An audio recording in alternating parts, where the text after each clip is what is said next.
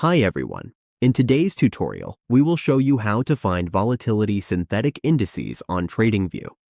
If you are looking for specific markets or custom indices, we will guide you on how to search and locate them on the platform.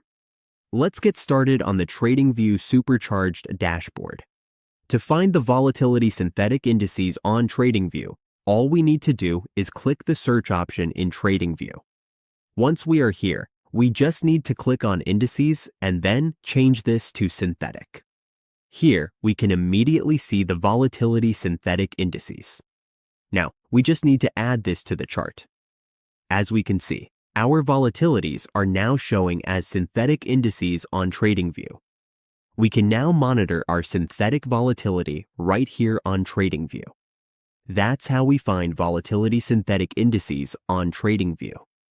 With these simple steps, we can quickly locate the markets we are interested in and add them to our charts.